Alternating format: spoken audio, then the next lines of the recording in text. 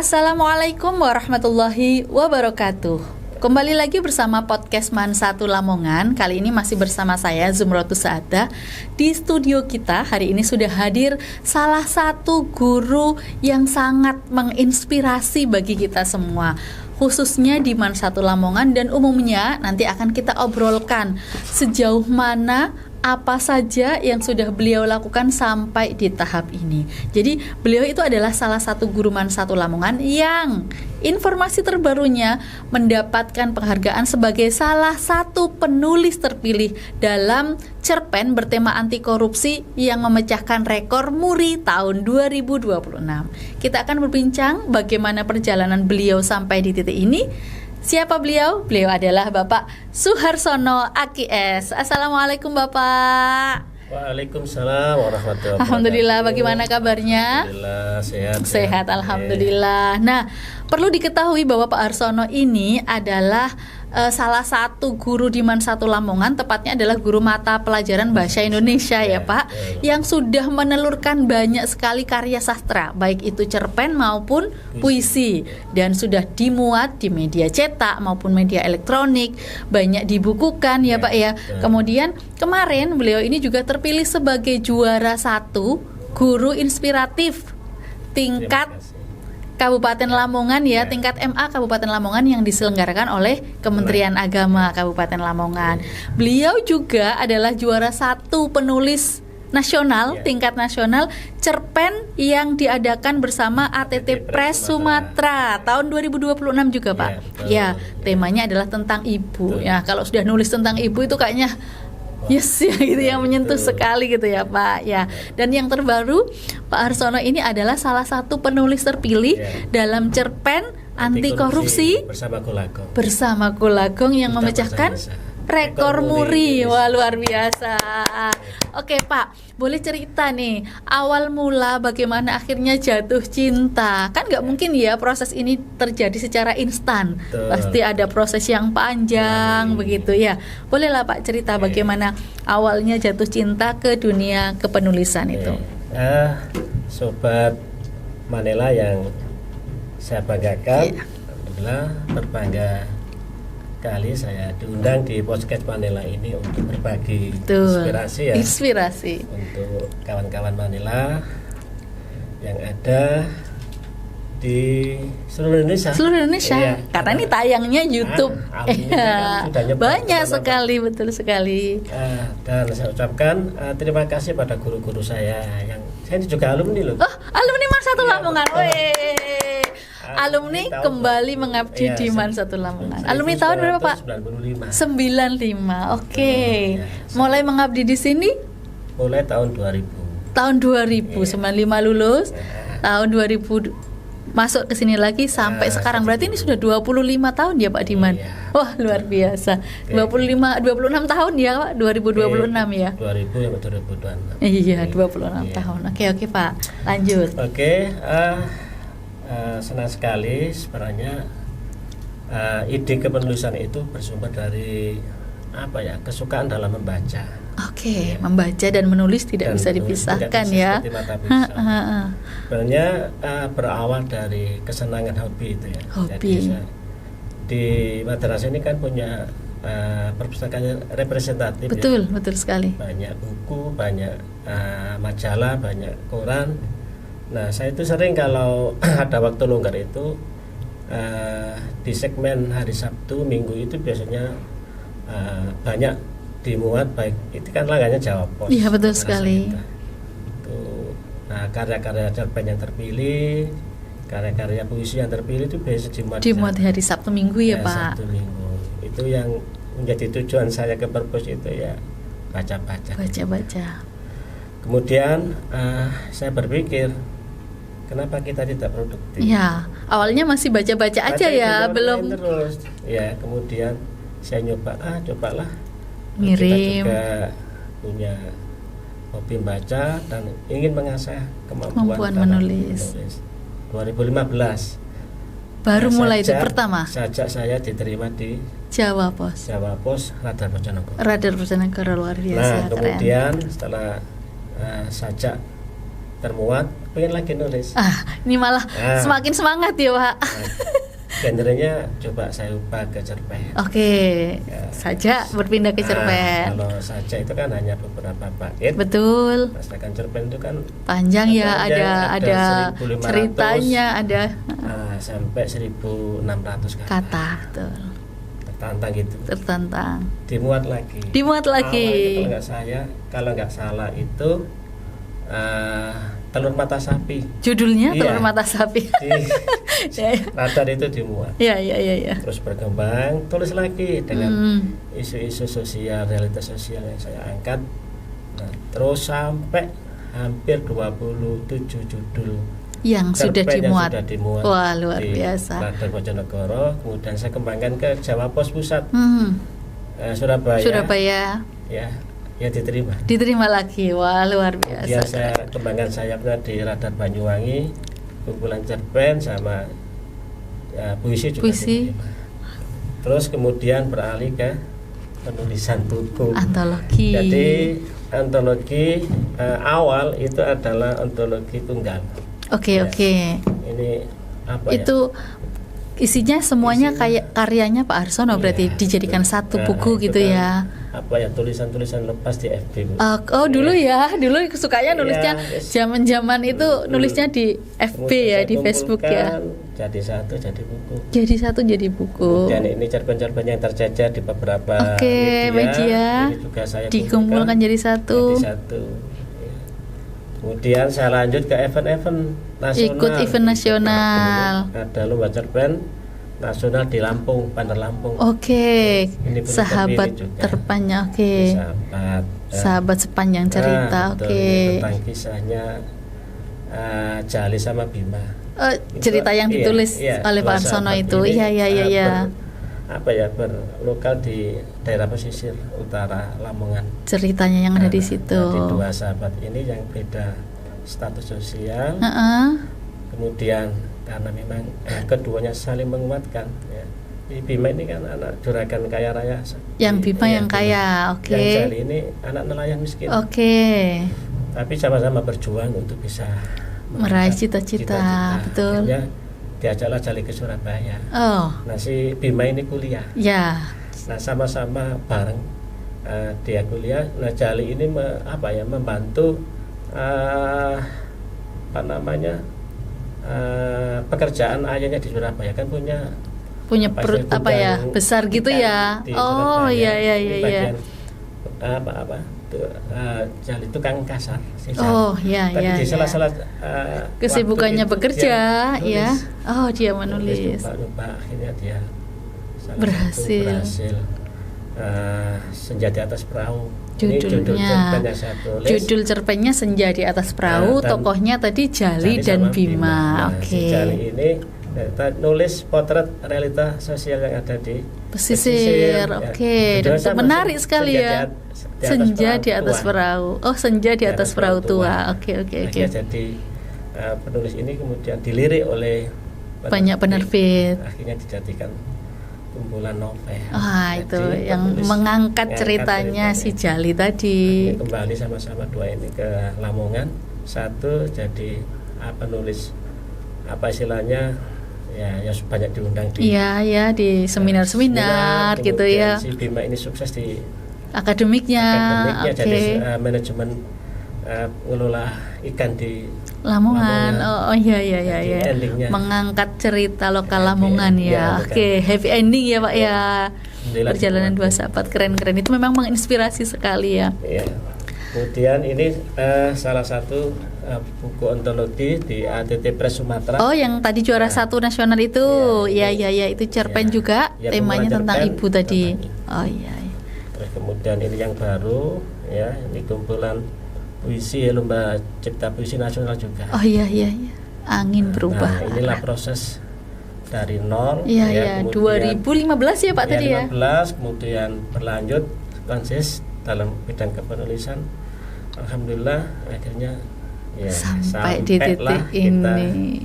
Di titik ini. Nah, itu malah berarti ada pijakan awal Tentu itu tahun 2015 ya Pak. Itu sebelumnya apakah pernah ngirim dan pernah gagal, pernah ditolak, atau memang sekali ngirim itu langsung diterima? Ya, awal ngirim di radar yang diterima itu saja. Pertama kali diterima. Langsung diterima ya. Pertama kali ngirim langsung diterima. Wah, keren nih, luar biasa. Justru itu malah jadi motivasi ya. Nulis lagi. Malah ketagihan. Oh, diterima. Ayo nulis lagi, Tapi begitu seterusnya. Jangan salah. Ya, kita tidak lupa untuk apa istilahnya, ya, membaca karya-karya. Betul. Ya, karena itu bisa karena membaca. Menginspirasi, membaca dan menulis itu adalah dua hal yang tidak bisa dipisahkan tentu ya. Slogan Duta Bahasa Indonesia, membaca itu sehat, menulis itu hebat. Saya ingin menginspirasi adik-adik atau anak saya, ya, kita coba tidak lepaskan dari membaca. Iya, semakin banyak yang kita baca, semakin banyak insight, semakin banyak ide, semakin bagus tulisan kita betul. Akhirnya. Betul. Nah, saya yang tertarik yang terbaru itu Pak, yang tentang cerpen anti korupsi. Nah, membidik realitas sosial tentang anti korupsi itu kan tentu perlu riset, perlu ketajaman dalam menganalisis, apalagi mengemas realita yang seperti itu, tapi kita harus mengemas dalam konsep sastra. Nah, itu gimana itu Pak ceritanya, prosesnya ya? Melihat fenomena sosial di tengah-tengah masyarakat kita, bagaimana menjamurnya korupsi yang akhir-akhir ini jadi bagian yang miris bagi kita sebagai bangsa yang besar. Nah, ada gagasan bagus dari Golagong itu. Golagong itu Duta Bahasa Indonesia. Oke. Menginspirasi, membuat rekor muri untuk lomba penulisan cerpen anti korupsi. Dan idenya yang dari realitas sosial. Betul. Jadi apa yang kita tulis itu risetnya dari fenomena yang terjadi. Ada, ya. Cuman kita bingkai dalam bahasa sastra. Betul. Nah, ini salah satu karya saya yang masuk terpilih dan ini akan dibukukan. Betul sekali. Akan dibukukan, luar biasa ya. Proses penerbitan buku dari beberapa ribuan ya. Berarti itu ada seleksi gitu ya Pak ya. Ada banyak penulis, disaring, kemudian nanti terpilih berapa? Terpilih ada ratusan ya dari seluruh Indonesia. Kemudian ada berapa 36 jilid buku. Oh ya, berarti ada jilid 1, jilid 2 sampai ke jilid 36.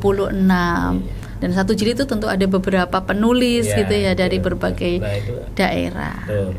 Kesulitannya mungkin Pak ngeriset itu, melihat memotret fakta sosial di lapangan, kemudian membawanya ke suguhan sastra yang tentu ada bumbu-bumbu sastranya, tapi tetap memotret gitu loh Pak. Sebenarnya sastra itu bersumber dari riset. Ya. Kalau fiksi sebenarnya dari kelihatannya hanya fiksi gitu ya, tapi sebenarnya non fiksi juga. Betul. Jadi saya mengangkat sebuah tulisan yang berjudul di bawah meja. Di bawah meja, oke. Real banget ya ini, biasanya kan di bawah meja. Di bawah meja itu. Iya. Kita langsung analog gitu ya di bawah meja.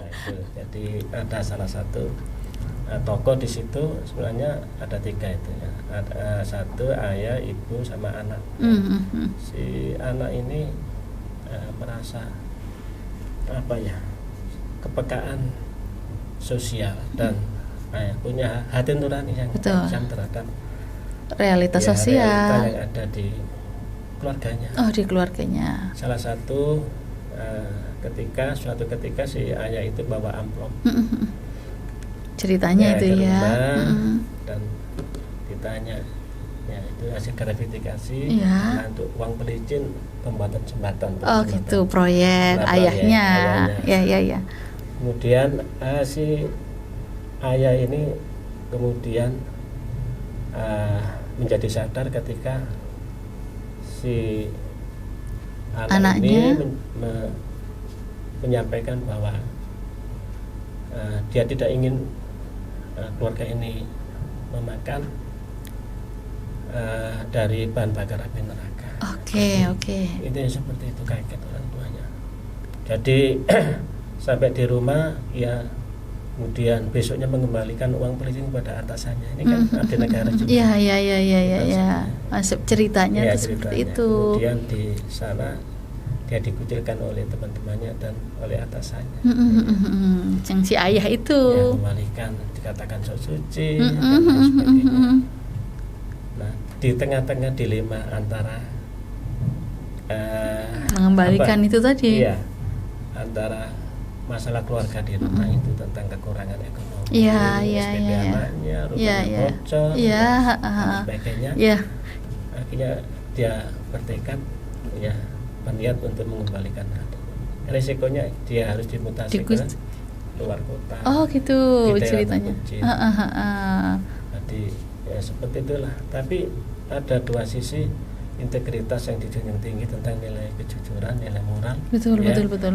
Dia tidak ingin memakan hak orang lain. melalui- Betul. Jadi itu Pesan moralnya yang mau saya angkat. Iya. terpilih Alhamdulillah terpilih. di salah satu buku yang akan terbit nanti. Nah, luar biasa ya. Dari realitas sosial yang sederhana, tapi kemudian kalau dikemas dengan bahasa sastra itu pasti menyentuh dan menggugah sekali dan halus gitu ya Pak, nggak kerasa, nggak menggurui, tapi refleksi gitu ya Pak, merefleksi realitas sosial dan membaca bagaimana seharusnya kita bertindak gitu ya, menyikapi hal tersebut. Betul sekali. Nah, punya hati nurani ya gitu, nggak mau memakan hak orang. Ya betul sekali. Nah, menarik sekali Pak. Kemudian ketika Pak Harsono nih terpilih sebagai salah satu penulis di Rekor Muri itu tadi, itu kan kalau menurut saya ya itu adalah pencapaian yang sangat luar biasa gitu. Nah, setelah dapat ini secara pribadi, menurut Pak Harsono tuh dampaknya apa? Apa yang Pak Harsono rasakan ketika Pak Harsono itu terpilih sebagai salah satu penulis di Rekor Muri? Ya biasa-biasa saja. Biasa aja ya. Nah. Ini biasa tapi makin greget gitu, makin menggebu nulisnya. Biasa-biasa saja, artinya saya sudah mencoba menuangkan ide, gagasan terkait dengan bagaimana pemberantasan korupsi bisa lewat jalur sastra. Iya betul. Jadi saya tetap konsisten di jalur kepenulisan sastra. Insya Allah luar biasa. Dan insya Allah nanti akan terbit buku baru saya. Lagi buku Riwayat baru? Negeri-Negeri. Riwayat Negeri-Negeri itu antologi atau buku? Antologi puisi yang diterbitkan oleh ATT Press Sumatera ATT Press Sumatera lagi? Apresiasi hadiah dari karya yang kemarin terpilih di tema ibu tadi. Oh iya. Tidak diuangkan, tapi dirupakan karya. Rewardnya itu bukan berupa nominal uang, tapi diberikan karya baru yang mau dicetak gitu. Wah, itu luar biasa. Apalah artinya nominal uang itu dibandingkan dengan penghargaan berupa diterbitkan karyanya secara gratis oleh ATT Press. Luar biasa. Mudah-mudahan barokah, banyak membawa inspirasi bagi masyarakat Indonesia tentunya yang membaca karya-karyanya Pak Harsono. Oke. Nah, pesan moral tadi udah disampaikan ya Pak, dari sesuatu yang sederhana kemudian bisa dikemas dengan begitu menggugah sehingga sastra itu kan halus banget gitu ya, memotret sesuatu yang halus tapi benar-benar bisa ada ruhnya gitu, ada rasanya. Nah, mungkin terkait tentang penanaman kejujuran gitu Pak. Kita di madrasah ya, kita tahu banyak mungkin ada kecurangan kecil di dalam pengelolaan pendidikan gitu. Nah, menyoroti seperti itu kaitannya dengan tema yang Pak Harsono ambil tadi tentang menanamkan kejujuran sejak dini dari hal-hal yang kecil tuh gimana selaku guru? Semuanya kita bertanggung jawab ya betul. Untuk keselamatan bangsa kita ini. Betul. Terutama untuk anak didik kita ke depan. Jadi kejujuran itu hebat. Ya, jujur itu hebat. Ya. Artinya saya yakin semua orang tua itu menanamkan kepada anak-anaknya untuk nilai kejujuran, betul. Jujur dalam hal apapun. Apapun. apalagi soal nominal. Dari hal Tapi yang kalau kecil ya. dari hal kecil dilatih untuk jujur ya, dan bertanggung jawab pada diri dan Tuhannya, insya Allah ya kasus-kasus yang ada menjamur seperti sekarang ini ya, Tidak. Lambat laun akan berkurang. Karena Betul. pendidikan kejujuran itu tidak hanya dimulai dari madrasah, dari sekolah, tapi Dari dari diri sendiri, dari keluarga. lingkup kecil di keluarga itu. Betul. Jadi harus ada dukungan. Jadi di madrasah ini aja sebagai penguat saja. Betul. Menguatkan karakter. Bahwa dari rumah ya, dari pendidikan di keluarga, Iya, betul. bagaimana kejujuran itu diterapkan, Iya. kemudian madrasah atau sekolah itu hanya menguatkan ya. Apalah artinya kalau kita di sini berusaha untuk menerapkan seperti itu, tapi di rumah lagi, iya, iya, masyarakatnya semuanya punya tanggung jawab. harus bertanggung jawab secara keseluruhan. Nah, harapannya Pak Arsono nih Iya. untuk dunia pendidikan mungkin khususnya atau dunia penulisan ya, tadi mungkin bisa menginspirasi teman-teman semuanya bahwa menulis itu hebat ya, membaca itu sehat, menulis itu hebat. Dari sebuah slogan kecil aja, pesan atau harapan yang bisa Pak Arsono sampaikan untuk menginspirasi teman-teman melakukan hal-hal yang seperti itu ya, bukan hanya menulis yang semacam kayak sastra gitu ya Pak, kan kita bisa menulis sederhana misalnya dari postingan status misalnya ya, itu kan sederhana tapi bisa menginspirasi, tapi bisa membuat kita lebih lega gitu. Nah, Jadi buku bisa itu. Jadi buku bisa itu. Kan kumpulan motivasi. Iya. Kata-kata mutiara. Kata-kata mutiara. Itu kan kalau dibukukan jadi buku. Iya. Buku kumpulan kata-kata mutiara. Iya, betul. Semuanya bisa. Semua Iya. bisa. Ini nih dari buku sebelum kita akhiri dari buku yang sudah ditulis Pak Arsono ini, karena kalau membaca cerpen mungkin terlalu banyak ya dan panjang, mungkin Pak Arsono sebelum kita tutup ada sebuah paragraf atau sebuah puisi lah yang boleh dibacakan sedikit, kita kepingin tahu. Boleh yang ditulis Pak Arsono sendiri. Betul. Ini karya saya. Pada sebuah perahu. Itu ditulis tahun berapa Pak itu? Ini tahun 2025 kalau nggak salah. Dibukukannya tahun 2025, tapi kumpulan cerpennya mulai udah lama ya? Ya, dikumpulkan.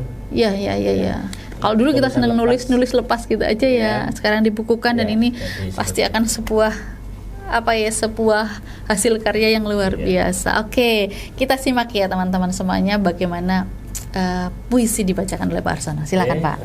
Terima kasih. Saya akan membacakan salah satu bait yang saya tulis di kumpulan ontologi puisi tunggal saya pada sebuah perahu yang berjudul Tuhan ajari aku.